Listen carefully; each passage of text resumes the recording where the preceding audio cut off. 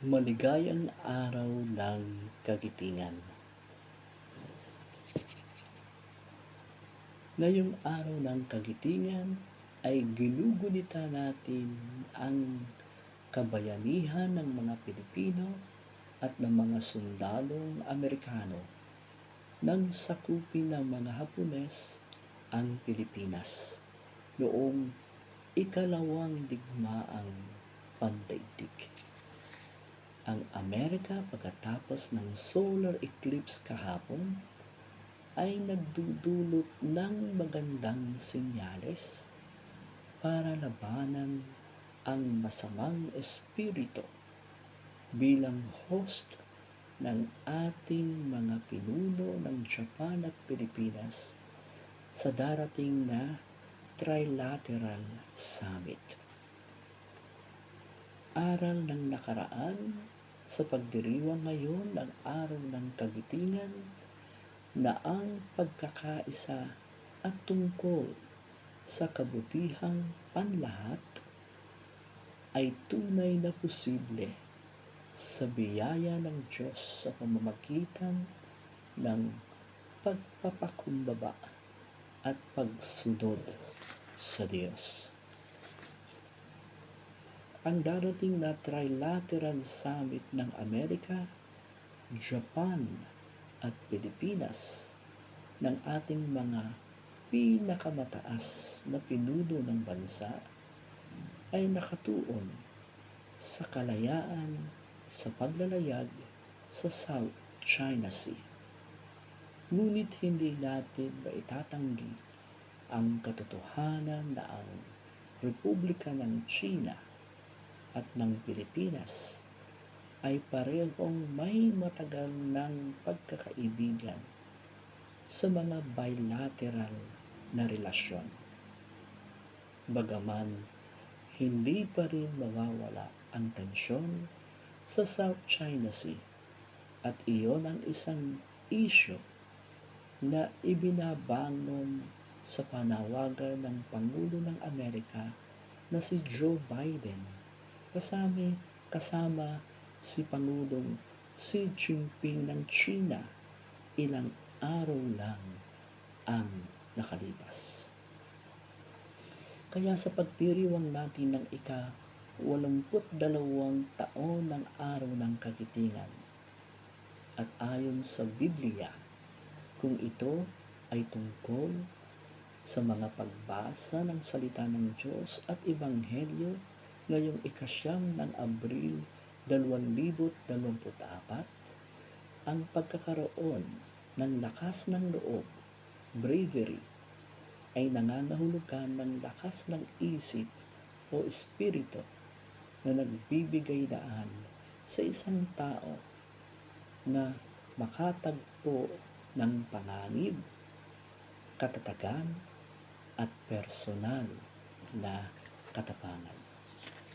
Ang katapangan ay kung ano ang mga epekto nito sa ating binyag, konfirmasyon at Eukaristiya sa ating pagdiriwang ng Araw ng Kagitingan, na kung saan ang Christian initiation sa ating buhay ay mahalaga.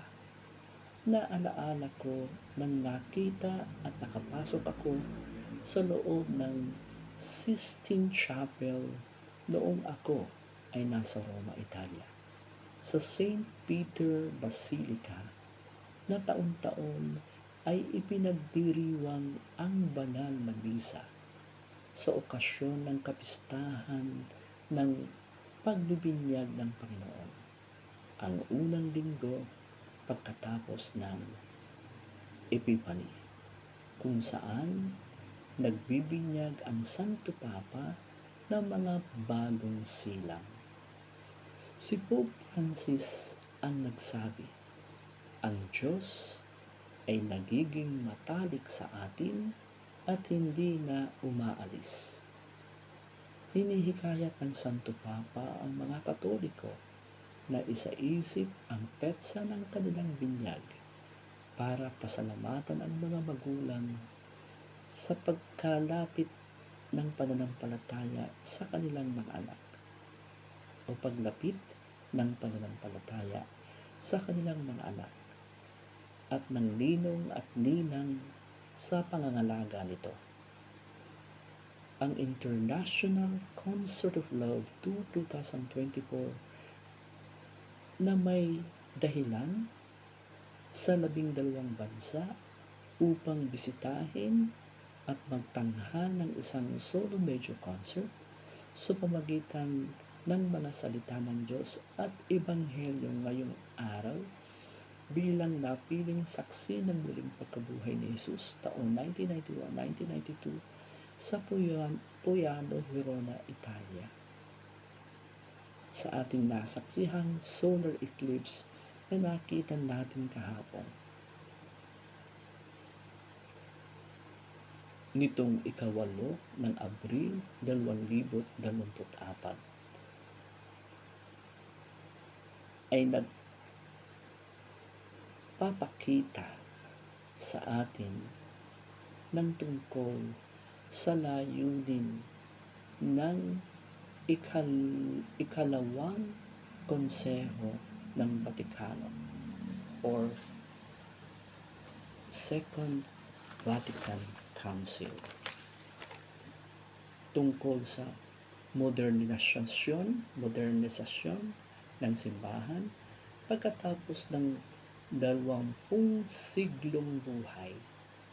Ang pagre-refresh ng mga tradisyon ng simbahan ay karaniwang tinutukoy bilang adjournamento. Muli, ang pagre-refresh ng mga tradisyon ng simbahan ay karaniwang tinutukoy bilang adjournamento. Nagpapabago. Muli, maligayang bati ng araw ng kagitingan ngayong araw na ito. Bilang isang man of valor, gusto naming mamuhay ng may malinis na budhi at puso ng lakas ng loob na gumawa ng buong tapang. Ang men of valor ay mailap sa isang mundo na nawawala ang moral na kumpas nito. Ngunit dapat magsikap ang bawat tao na maging isa. Amen. Kaya ngayong araw na ito, sa pagdiriwang ng ating araw ng kagitingan, ating pasalamatan ng Diyos sa pamagitan ng ating Panginoong Jesucristo kung paano niya ipinakita sa atin ang kahulugan ng kabayanihan at ng kagitingan ng pag-aalay ng kanyang sarili upang iligtas tayo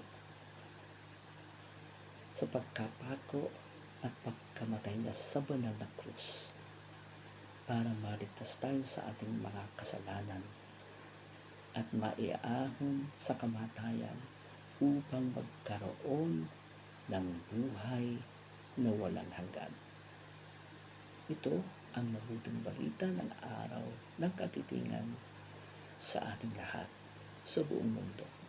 Ang kabayanihan na ginawa ni Jesus sa sangkatauhan ng pag-aalay ng kanyang sarili upang tayo ay makadama ng tunay na pagmamahal ng Diyos at ng kanyang pagliligtas. Muli, maligayang araw ng kagitingan at magandang gabi po sa ating lahat. Maraming salamat po.